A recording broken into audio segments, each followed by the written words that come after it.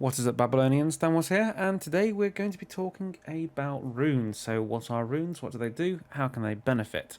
And what can you do with runes? Well, first of all, let's talk about what are runes. So, runes are basically your enhancements for your weapons, for your skills, for your descendant. So, for example, you can choose a specific rune to give you a specific melee attack.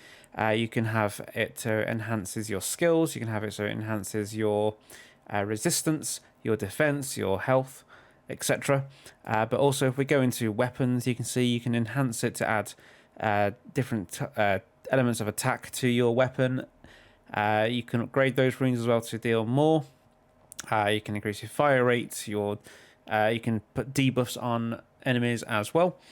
You can do just about anything you can think of, just adding basic attack, increasing attack against frozen enemies or enemies that are affected by specific sort of elements as well. So they're basically your go-to to enhance your descendant. So similar to other RPG games where you may, so for example, Path of Exile, where you use different gems to increase different statistics, this is where you do it here. So let's have a look at a few of the runes that you can actually add onto your descendant to improve your descendant directly. So as you can see at the moment, we have as applied, max MP is actually down by 6%, so that's a negative effect. But you'll find that runes that have the negative effect on them also have a positive effect, so it's kind of a balance. I believe with this one it's minus 6% MP, but I actually gain X amount of attack, which I'll look at that as well. Extra flame resistance, ice resistance, demonic resistance. Skill cost is down by 4.4%. Skill attack is up by 34.8%. And the skill range up by 20%. So this is from what I've got equipped currently. So this is by no means a guide on what to equip. This is just a few runes I have equipped just to showcase. So at the moment, this is a tier 1 elemental recovery rune. So that's giving us the ice resistance. And then you got the skill integration rune. That's giving us an extra 10.4% skill attack. Then you've got the elemental recovery flame. Does the same as the ice, but with fire damage. Maximize skill. So this is giving us a plus 4.4% skill cost increase. But we gain 12.4%. So again, that's another one of those runes that's going to give you a negative effect in a way, which will be the skill cost. But it's going to then give us a positive effect with the skill attack being increased by 12.4%.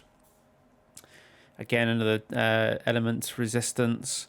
Another one of the negative effects are minus 6%, but plus 12% attack, and then the skill range. So you're going to find that you will get some runes that do have that negative effect on it, but they will provide you with a good boost elsewhere. So it's all about balancing, weighing up your options. Do you want your skills to cost more but do more damage? Do you want your skills to maybe take longer to actually be castable, but again deal more damage or cost less MP to cast? It's all about how you want to balance out your character. So if we have a look at what else we can get, so we can get extra health. So again, this is a negative one, so extra health but less shield. Do you want to rely on your health or your shield more?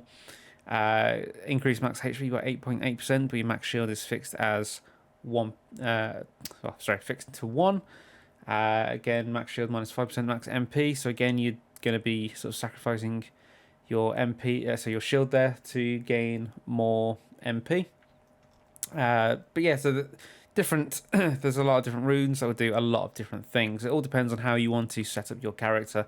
Do you want to go for a survivability build? Do you want to go for a damage with weapon build? Do you want to go with damage with skill build? And you can do that with all of these runes. So that's basically what they are there for. As we can look as well, you do get the weapon ones, which are going to be very similar. So with this one, this is going to enhance.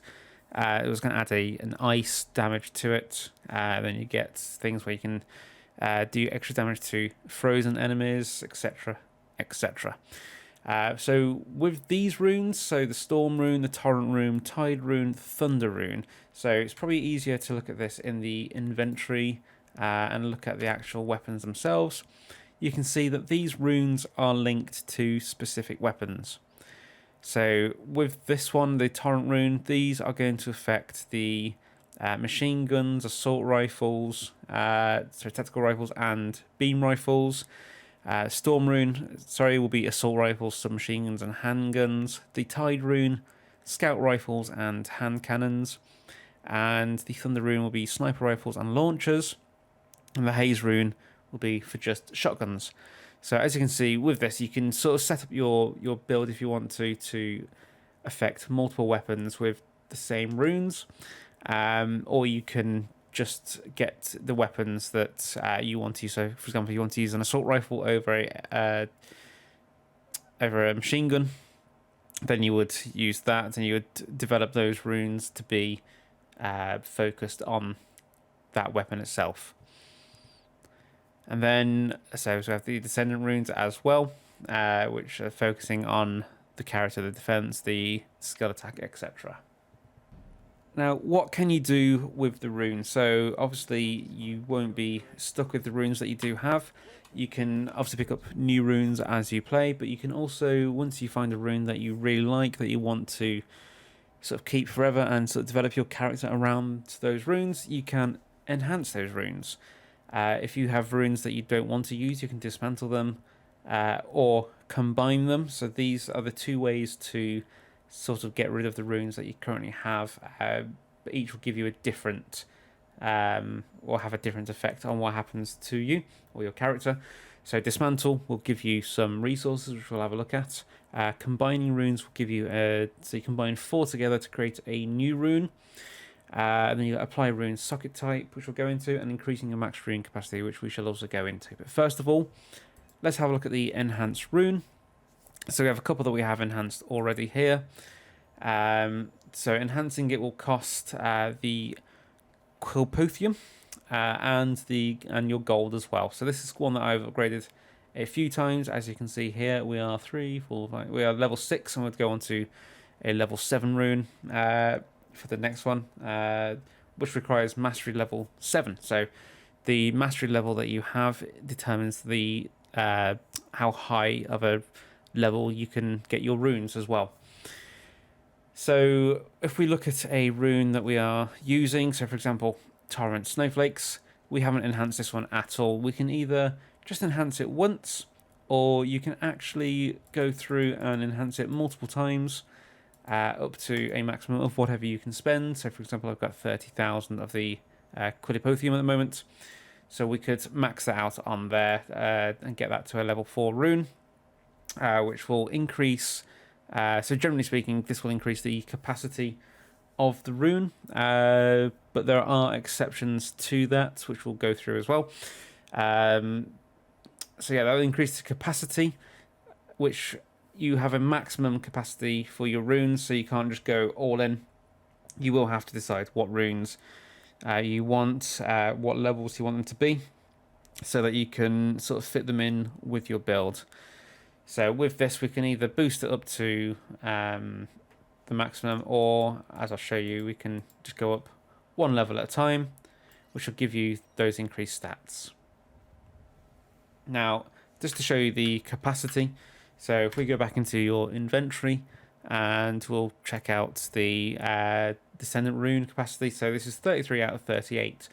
So what you're going to be looking at here is this number here. So you've got the capacity is 4 on this one, but it is actually taking up 5. I believe that is because it is a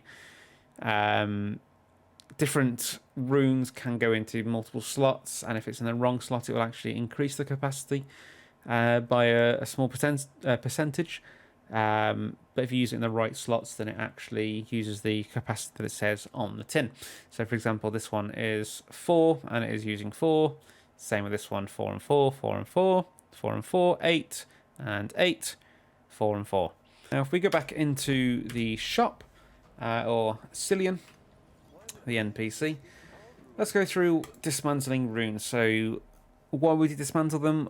Well, that's because it gives you resources. So you'll get two things, or multiple things out of this, should I say. So if we, for example, get rid of a couple of the duplicates that we have.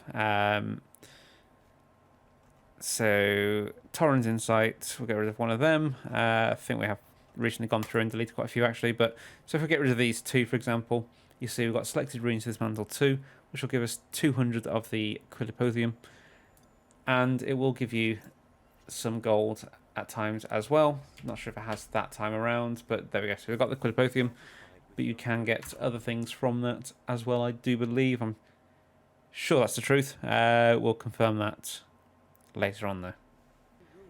Now we can also combine the runes. So if you have runes that you don't think that you want or that you don't think you'll use, so we'll get rid of this one, for example. That one. Just trying to find any duplicates, but I have recently gone through and deleted quite a few already, so unfortunately we might not have many. But we'll go through and get rid of these 4. So it's going to cost me 34,000 gold. But if I combine these, they will give me a new one. So I've got a storm attack up from that. So as you can see, if you've got multiple runes that you don't want or need, just go through, combine them, and you may get one that you do need, or you can dismantle them for the extra resources. Now we haven't much to show with the apply rune socket type, but we'll show you what we can. So we only have one rune in here that we can actually show that we can edit, and we can't actually edit it because we don't have one of the arch crystals.